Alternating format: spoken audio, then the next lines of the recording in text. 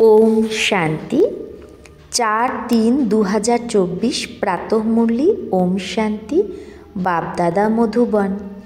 बाबा बोलेছে मीठे बच्चे তোমরা রয়্যাল কুলের রয়্যাল স্টুডেন্ট, তোমাদের চলন খুব রয়্যাল হওয়া চাই, তবেই তোমরা বাবার শো করতে পারবে, মানে বাবার প্রত্যক্ষতা করতে পারবে। তো বাবা কি বলল, আমরা হলাম রয়্যাল কুলের রয়্যাল স্টুডেন্ট, তাই আমাদের চলন খুব রয়্যাল হওয়া চাই, তবেই আমরা বাবার শো করতে পারবো। প্রশ্ন, বিনাশের সময় অন্তিম পেপারে কে পাশ হবে, তার জন্য পুরুষার্থ কী? তো বিনাশের সময় অন্তিম পেপারে কে পাশ করতে পারবে, আর সেই পাশ করার জন্য কি পুরুষার্থ করতে হবে? উত্তর, অন্তিম পেপারে পাশ সেই হতে পারে যার বাবা ছাড়া পুরানো দুনিয়ার কোনো জিনিস ইয়াদ আসবে না। তো অন্তিম পেপারে পাশ সেই হতে পারে যার বাবা ছাড়া পুরানো দুনিয়ার আর কোনো জিনিসই মনে পড়বে না। ইয়াদ যদি আসে অন্য জিনিসের কথা তাহলে ফেল। তার জন্য বেহদের সারা দুনিয়া থেকে মমত্ব দূর করতে হবে, ভাই ভাইয়ের পাক্কা অবস্থা যেন হয়, দেহ অভিমান যেন চলে যায়। ওম শান্তি। বাচ্চাদের সদৈব এই নেশা থাকা উচিত যে আমরা কত রয়্যাল স্টুডেন্ট, বেহদের মালিক আমাদের পড়াচ্ছে, তোমরা কত উঁচু কুলের রয়্যাল স্টুডেন্ট, তাহলে তোমাদের চলনও রয়্যাল চাই, তবেই তো বাবার শো করতে পারবে। তোমরা বিশ্বে শান্তি স্থাপন করার জন্য নিমিত্ত হয়েছ শ্রীমতে, তোমাদের শান্তির প্রাইজ তোমরা পাও, সেটাও এক জন্মের জন্য নয়, জন্ম জন্মান্তরের জন্য প্রাইজ পাও। বাচ্চারা বাপ কা শুক্রিয়া क्या মানেঙ্গে, বাচ্চারা বাবাকে কি শুক্রিয়া করবে? বাবা তো নিজেই এসে হাতে করে স্বর্গ আনে, বাবা আমাদের স্বর্গ গিফট করে। বাচ্চাদের কি পাতা থা, বাচ্চারা জানতো যে বাবা এসে এইরকম আমাদের এত সুন্দর স্বর্গ গিফট দেবে? এখন বাবা বলে মিঠে বাচ্চে আমাকে স্মরণ করো, याद के लिए क्यों कहते हैं? কেন বাবা বলে বাবাকে স্মরণ করতে? কারণ এই ইয়াদেই তো বিকর্ম বিনাশ হয়। বেহদের বাবাকে চিনে গেছো আর তার প্রতি নিশ্চয় হয়ে গেছে, এখানে কষ্টের তো কোনো ব্যাপারই নেই। ভক্তি মার্গে বাবা বাবা করতে থাকে, নিশ্চয় বাবার থেকে কিছু বর্ষা পাবে। তোমাদের পুরুষার্থের মার্জিনও আছে, যত শ্রীমতে পুরুষার্থ করবে তত উঁচু পদ পাবে। বাবা, টিচার, সদ্গুরু তিনজনেরই শ্রীমত পাও তোমরা, সেই মতে চলতে হবে। থাকতেও হবে নিজের ঘরে, শ্রীমতে চলতেই তো বিঘ্ন পড়ে। মায়ার প্রথম বিঘ্নই হলো দেহ অভিমান। বাবা বলে নিজেকে আত্মা ভাবো, তাহলে কেন শ্রীমতকে মানো না? বাচ্চারা বলে আমরা চেষ্টা তো করি, কিন্তু মায়া করতে দেয় না। বাচ্চারা বোঝে পড়াতে খাস পুরুষার্থ অবশ্যই চায়, যে ভালো বাচ্চা তাকে ফলো করা উচিত। সবাই এই পুরুষার্থই করে যে আমি বাবার থেকে উঁচু বর্ষা নেব। কাঁটা থেকে ফুল হওয়ার জন্য ইয়াদের তো খুব দরকার। 5 বিকারের কাঁটা বের হয়ে গেলেই তো ফুল হয়ে যাবে। সেটা তখনই বেরোবে কাঁটা যখন তোমার মধ্যে যোগ বল থাকবে। অনেক বাচ্চা ভাবে অমুকে বাবার হাত ছেড়ে চলে গেছে, হয়তো আমিও চলে যাব, কিন্তু তাকে দেখে পুরুষার্থ করা উচিত না যে ও চলে গেছে কিন্তু আমি যেন না যাই, আমাকে আরও পুরুষার্থ করতে হবে। শরীর ছাড়ার সময়ও যেন বাবার ইয়াদ থাকে, এই বশীকরণ মন্ত্র যেন মনে থাকে, আর কিচ্ছু যেন মনে না থাকে এক বাবা ছাড়া, তখনই যেন প্রাণটা তন থেকে বেরোয়। বাবা ব্যাস আমি তোমার কাছে এলাম কি এলাম। এই রকম বাবাকে ইয়াদ করলেই আত্মার মধ্যে যে কিচড়া ভরা আছে সেগুলো সব ভস্ম হয়ে যাবে।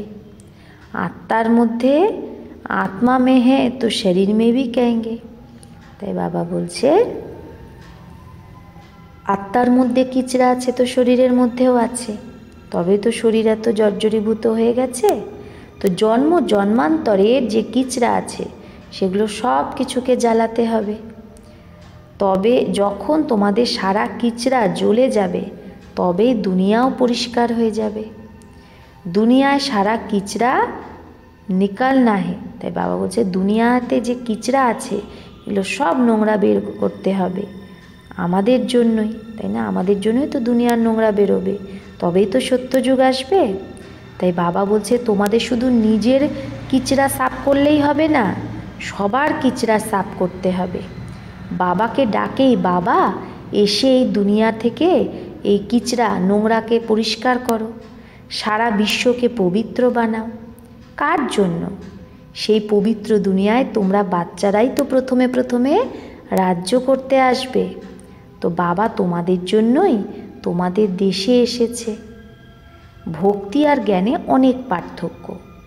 ভক্তিতে কত ভালো ভালো গীত গায় কিন্তু কারো কল্যাণ করে না। কল্যাণ তো তখনই হয় যখন কেউ নিজের স্বধর্মে টিকবে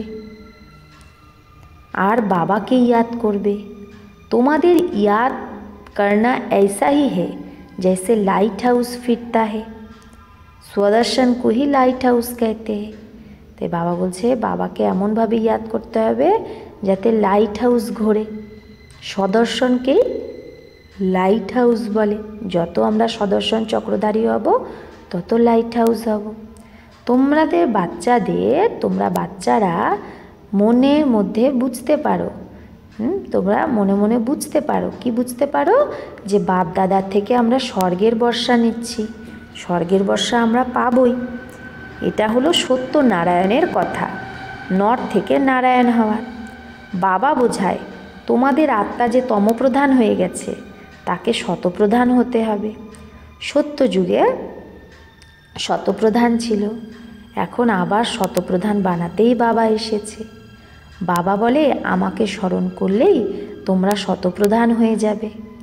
বাবাই তো গীতা শুনিয়েছিল, এখন মানুষ তো শোনায়, এখন তো মানুষ গীতা শোনায়।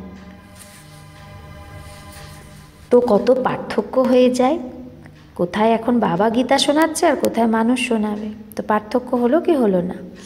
ভগবান তো ভগবানই, সেই ভগবানই তো আমাদের মানুষ থেকে দেবতা বানায়। নতুন দুনিয়ায় পবিত্র দেবতারা থাকে। বেহদের বাবা নতুন দুনিয়ার বর্ষা দিতে আসে। বাবাকে ইয়াদ করতে থাকো, তাহলে অন্তমতি সগতি হয়ে যাবে।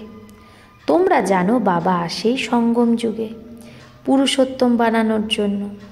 এখন এই 84 চক্র পুরো হয়ে যায়, তারপরে আবার শুরু হবে। তো বাবা বলছে 84 চক্র পুরো হয়ে আবার শুরু হবে। এই খুশিও তোমাদের থাকা উচিত। প্রদর্শনীতে যারা আসে তাদেরও প্রথমে শিব বাবার চিত্রের সামনে নিয়ে দাঁড় করাও। বাবা বলে আমাকে স্মরণ করলেই তোমরা এই লক্ষ্মীনারায়ণ হয়ে যাবে। ফাদার থেকেই তো বর্ষার সত্যযুগের পাও, তাহলে ফাদারকে শিব বাবা, সে বাবার থেকেই তো আমরা সত্যযুগের বর্ষা পাই। ভারত সত্যযুগ ছিল, এখন নেই, আবার হবে। তাই বাবা আর বাদশাহীকে ইয়াদ করো, তো অন্তমতি সৌগতি হয়ে যাবে।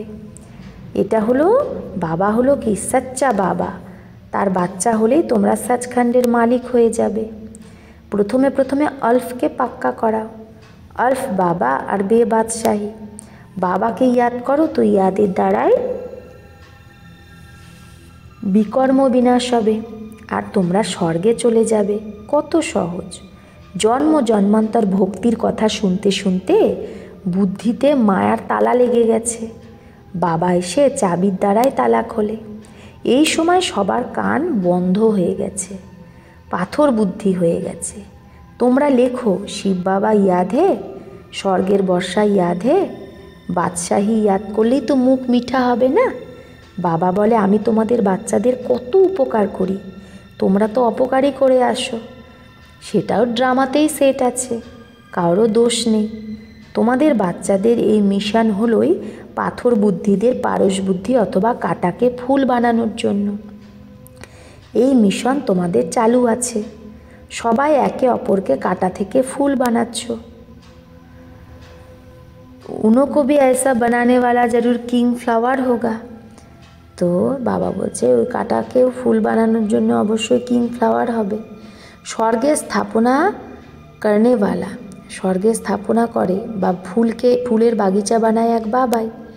তোমরা হলে খুদাই খিদমতগার, তমপ্রধানকে শতপ্রধান বানানো, এটাই হলো খিদমত, এটাই হলো সেবা। আর কোনো কষ্ট দেয় না বাবা। সমঝানা বি, বোঝানো খুব সহজ। কলিযুগে হলো তমপ্রধান, যদি কলিযুগের আয়ু বাড়িয়ে দেয় তো আরোই তমপ্রধান হয়ে যাবে। তোমরা জানো এখন আমাদের ফুল বানাতে বাবা আসে। কাঁটা বানানো তো রাবণের কাজ, ফুল বাবাই বানায়। যার শিব বাবার ইয়াদ থাকে তার নিশ্চয় স্বর্গও ইয়াদ থাকবে। প্রভাত ফেরি যখন বের করো তাতে দেখাও যে আমরা প্রজাপিতা ব্রহ্মা কুমার কুমারী ভারতে এই লক্ষ্মীনারায়ণের রাজ্য স্থাপন করছি। আমরা ব্রাহ্মণ থেকে দেবতা হচ্ছি। দেবতাই আবার ক্ষত্রিয়, আবার বৈশ্য, শূদ্র এরকম হবে। তো এটা বাজলি না, ডিগবাজি খেলা। কাউকে বোঝানো খুব সহজ। আমরা ব্রাহ্মণ, ব্রাহ্মণের চটি হয়। তোমরাও বোঝো আমরা 84 চক্র পুরো করেছি। বাচ্চারা কত ভালো নলেজ পাচ্ছে। আর তো সব ভক্তি। জ্ঞান এক বাবাই শোনায়। সবার সদ্গতিদাতা এক বাবাই। পুরুষোত্তম সঙ্গম যুগও একটাই। এই সময় বাবা তোমাদের বাচ্চাদের পড়ায়। ভক্তিতে আবার সেই ইয়াদগারি চলে। বাবা তোমাদের বাচ্চাদের রাস্তা বলছে যে এই পুরুষার্থ করলে তোমরা এই বর্ষা নিতে পারো। এই পড়াটা খুব সহজ, নর থেকে নারায়ণ হওয়ার পড়া।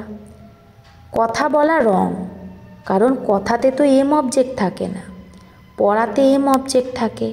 কে পড়ায়? জ্ঞান সাগর। বাবা বলে আমি এসে তোমাদের রত্ন দিয়ে ঝুলি ভরি। বেহদের বাবাকে তোমরা প্রশ্ন কি জিজ্ঞেস করবে? এই সময় তো সবাই পাথর বুদ্ধি। রাবণকে কেউ জানেই না। তোমরা এখন বুদ্ধি প্রাপ্ত করেছ জিজ্ঞেস করার। মানুষকে জিজ্ঞেস করো যে রাবণ কে, কবে জন্ম হলো, কবে থেকে জ্বালাও, বলবে অনাদি। তোমরা অনেক প্রকারে প্রশ্ন জিজ্ঞেস করতে পারো। সেটাও যখন সময় আসবে ঠিক জিজ্ঞেস করবে। কেউ রেসপন্স করতেই পারে না। তোমাদের আত্মা ইয়াদের যাত্রায় তৎপর হয়ে যাবে। এখন নিজেকে জিজ্ঞেস করো আমি শতপ্রধান হয়েছি? দিল গবাহি দেতে, নিজের মনটাই তো সাক্ষী দেয়। এখন কর্মাতীত অবস্থা তো হয়নি, হতে হবে। এই সময় তোমরা খুব অল্প, তাই তোমাদের কথা কেউ শোনে না। আর তোমাদের কথাটাই তো একদম আলাদা। প্রথমে প্রথমে তো বলো বাবা সঙ্গম যুগে আসে। এক এক কথা যখন বুঝবে তবে তাকে ধীরে ধীরে অন্য জিনিস বোঝাও, আগে বাড়াও। অনেক ধৈর্য সহকারে ভালোবেসে বোঝাতে হবে যে তোমাদের হলো দুটো বাবা, এক লৌকিক, দ্বিতীয় পারলৌকিক। পারলৌকিক বাবার থেকে বেহদের বর্ষা পাওয়া যায়, তাও যখন শতপ্রধান হবে তখন। বাবার ইয়াদ পারে তো খুশি কা পারা চড়ে। বাবার কথা মনে পড়লেই তো খুশির পারদ চড়বে। তোমাদের বাচ্চাদের মধ্যে অনেক গুণ ভরে যায়। তোমাদের বাচ্চাদের বাবা এসে কোয়ালিফিকেশান শেখায়। আমাদের বাবা এসে কোয়ালিফিকেশান শেখায়, গুণ ভরিয়ে দেয়। হেলথ ওয়েলথ তো দেয়, গুণও শুধরায়, তাই না? আমাদের মধ্যে কত গুণ নিয়ে আসে, আমাদেরকে শুধরে দেয়, আমাদের ভুল থেকে ঠিক বানায়। এডুকেশানও দেয়, জেলে সাজা থেকেও বাবা মুক্ত করে। তো কত কিছু বাবা করে। তোমরা খুব ভালোভাবে মিনিস্টার আদিকেও বোঝাতে পারো। বোঝানো এমন উচিত যাতে উनको পানি পানি কর দেনা চাহিয়ে, মানে পুরো একদম বুঝিয়ে তারা যেন একদম জল হয়ে যায়। তোমাদের জ্ঞান তো খুব মিঠা। প্রেমে সে ব্যাটকার শুনে, যদি কেউ প্রেম ভরে বসে শোনে তোমাদের কথা, তো তার চোখ থেকে প্রেমের আঁসু বইবে। সদা এই দৃষ্টিতেই দেখো যে আমি আমার ভাইকে রাস্তা বলছি। বলো আমরা শ্রীমতে ভারতের সত্যিকারের সেবা করছি। ভারতের সেবাতে তো পয়সা লাগে। বাবা বলে দিল্লিতে সেবার ঘেরাব ডালো, বিস্তার করো, কিন্তু এখনো পর্যন্ত কাউকে ঘায়েল করনি। কারণ ঘায়েল করতে যোগবল দরকার, কাউকে জ্ঞানে ঘায়েল করতে যোগবল দরকার। যোগ বলের দ্বারাই তোমরা বিশ্বের মালিক হও, সাথে সাথে জ্ঞানও আছে। যোগের দ্বারাই তোমরা কাউকে আকর্ষিত করতে পারবে। এখন বাচ্চারা ভাষণ বলে আচ্ছা করে, ভালো করে, কিন্তু যোগের আকর্ষণ কম। মুখ্য কথাই হলো যোগের। তোমরা বাচ্চারা যোগে থেকে নিজেকে পবিত্র বানাও, তাহলে যোগবল খুব চাই, কিন্তু সে যোগবলই খুব কম আছে। ভিতরে খুশিতে নাচা উচিত, এই খুশির ডান্স এটা। এই জ্ঞান যোগে তোমাদের মধ্যে ডান্স হয়, তাহলে জ্ঞান যোগের দ্বারা তো আমাদের মধ্যে খুশির নাচ হয়। বাবার ইয়াদে থাকতে থাকতে তোমরা অশরীরী হয়ে যাও। জ্ঞানের দ্বারা অশরীরী হতে হবে, এতে হারিয়ে যাওয়ার ব্যাপার নেই। অশরীরী মানে যে শরীর হারিয়ে যাবে, গুম হয়ে যাবে না। বুদ্ধিতে জ্ঞান চাই। এখন ঘরে যেতে হবে, তারপরে রাজত্বে, রাজধানীতে আসতে হবে। বাবা বিনাশা স্থাপনার সাক্ষাৎকারও করিয়েছে। এই দুনিয়া সারা জ্বলে পড়ে আছে, আমরা নতুন দুনিয়ার যোগ্য হচ্ছি। এখন ঘরে যেতে হবে, তাই শরীরের প্রতি কোনো মমত্ব থাকা উচিত নয়। এই শরীর থেকে, এই দুনিয়া থেকে উপরাম থাকা উচিত। শুধু নিজের ঘরকে আর রাজধানীকে ইয়াদ করতে হবে। কোনো জিনিসের প্রতি আসক্তি যেন না হয়। বিনাশও করা হবে। যখন বিনাশ হতে শুরু করবে তো তোমাদের খুশি হবে, ব্যাস আমি ট্রান্সফার হয়ে ওই দুনিয়ায় যাব।